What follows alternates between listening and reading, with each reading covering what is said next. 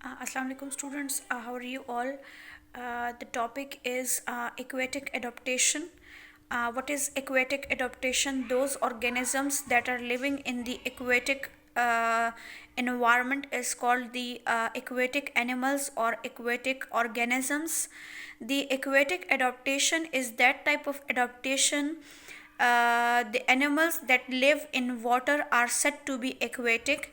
The aquatic vertebrates, they are of two types. We have studied in the previous lectures that the organisms that are living in a specific environment, they have to adopt that environment and according to that they modify themselves. हम पहले भी पढ़ चुके हैं कि आपके पास जो भी चेंजेस आती हैं, मॉडिफिकेशंस आती हैं, वो according to the environment changes आती हैं, right?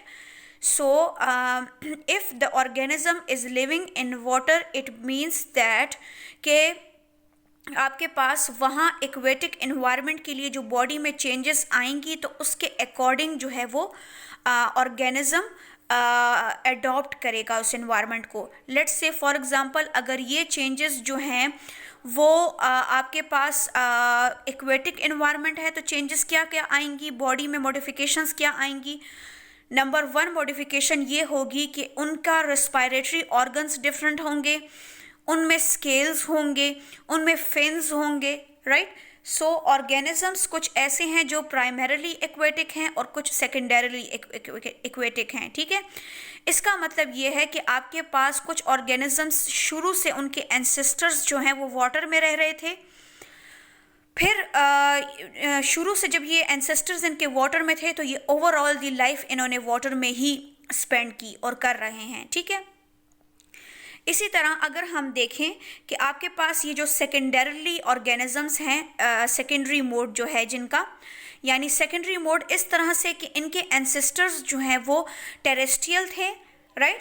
Those vertebrates whose ancestors passed through a terrestrial state and as a result of which they have certain structural and physiological changes which prevent them from becoming entirely aquatic. ये entirely aquatic तो नहीं है, लेकिन हम कह सकते हैं कि होली एक्वेटिक नहीं है, पार्शली एक्वेटिक हैं, ठीक है? इनके रेस्पिरेटरी ऑर्गन्स कैसे होंगे? The primarily aquatic vertebrates are more perfectly adopted to this mode and then the secondarily one. मतलब ये कि प्राइमरीली जो ऑर्गेनिज्म हैं वो इस एक्वेटिक एनवायरनमेंट में ज़्यादा परफेक्टली अडॉप्ट हुए हैं, जबकि जो सेकेंडरी ऑर्गेनिजम्स हैं वो इतने परफेक्टली अडॉप्टेड नहीं हैं, ठीक है?